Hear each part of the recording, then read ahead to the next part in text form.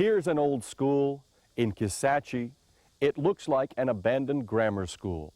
It's really a monument to great craftsmanship that it has stood this long. The rich spirit of our unique culture also does remain. Maybe there are enough people who care about preserving the institutions and landmarks like this, enough of you around so that it really isn't hopeless. I'd like to introduce you to one more person who does embody the cultural sensitivity we have been discussing. He's an artist with a personal goal to preserve, at least in ink, all the vanishing places. One more reason for hope in an age of ambivalence to the Louisiana that we are losing. If there is an old church in your town, chances are it's been photographed many hundreds of times by passers-by. Tourists who drive the smaller roads of our state delight in finding landmarks and forgotten corners. They usually snap a few shots and move on. But not Andy Smith. He has a grander purpose. The photos he's taking in this small town will be added to another 18,000 shots he's taken in every town. But he's more than a collector of images. He's a refiner of images. When he gets home to his drawing table amid a clutter of odd memorabilia, he sketches the icons of lost Louisiana.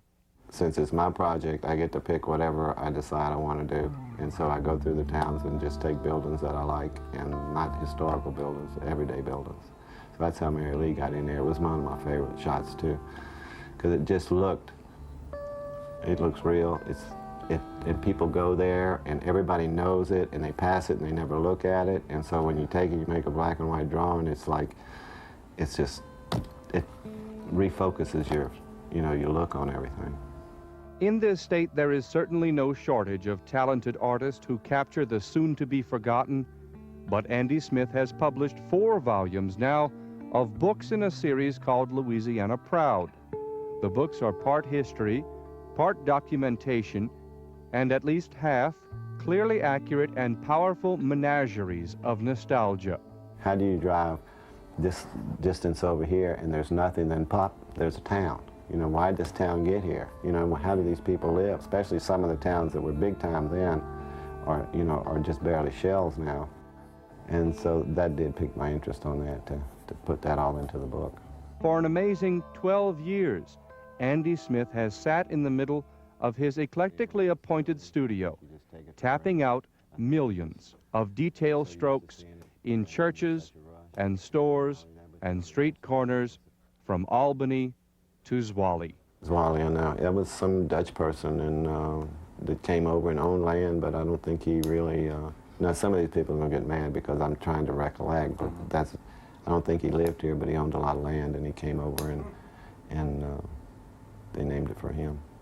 What do you look for when you are traveling and you spot something, and do you actually stop the car and put it in reverse and say, hey, that's something I missed back there? Well, there are a lot of places where I didn't do enough of that, because I would like go to the towns and take the pictures of the buildings I like, and a lot of times I would take maybe the whole city street and then turn around and come back and take the other whole city side of the street. But there are a lot of times when I'd pass a building up and I was going to another place and 10 miles down the road, I said, you missed it, son. Monroe's Leighton Castle was inspired by the chateau of Europe. It inspired Andy Smith. In Bruley, that often photographed church takes on a lonesome calling in black ink. A lot of the information I got was a little green book. It was done in Public Works or one of these things, and it took you on a tour of the whole state. The center of Mangum, a faded husk that still feels alive, but very old. The old storefronts of New Roads cleaned up for your viewing pleasure. The artist leaves out the people on the sidewalk, the telephone and power poles. The buildings stand alone, but in the imagination they are drenched in human company. I go by these little buildings and I look at them, and that same thing what you're saying is you wish you were a fly that lived in that building forever, because in these buildings all the political stuff went on, all the life and death deals, all the parades, everybody's Everybody's life was right there, and you got to, if you were, you know, that building has seen all that, and it's seen it all through. All these little towns have that same history and that same life that in those buildings, and they're all secrets locked away. and yeah, you just need to find the key to undo the thing, and it would really be neat if you could get in on that. Andy Smith has now done 1,500 pen and ink drawings of 300 towns. By now, that's enough. His fourth book in the Louisiana Proud project is the last. Even if he stops traveling and gathering, he says he'll never shake a feeling that these old friends he's made have been and still are being betrayed by us all. Are we fast approaching a point in Louisiana where the modernization, the chain stores are all pushing these things out of the way? That would be my best guess. No, I don't. I just think you're losing part of the history, you're losing part of the thing, and I understand how it becomes a problem, because those people who own the buildings, a lot of times to get it back in this normal thing costs a lot of money, and a lot of people in the towns don't go to the buildings, and it's not economically feasible for them to do it, so they just let it go down, and then finally it gets to the point where it becomes a hazard, so they just wipe it out. And I think that I mean, I understand why they do it, but I still think some of these buildings need to be saved, because your history is gone.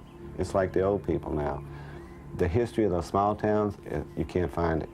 And the only people who know it are the people who are still living. And as soon as they pass on, then that's gone too. There will come a day when these drawings, along with the works of other dedicated artists, will be all that's left of these places. A day when no one will be around to remember them, except by opening a book. And it's good such books are being made now. In too many corners of Louisiana, that sad day has already dawned. Whenever you find that key that unlocks those secrets of all those inside of those old buildings, they're not going to be there anymore. So you're not going to be able to open the secrets up. That's my official theory.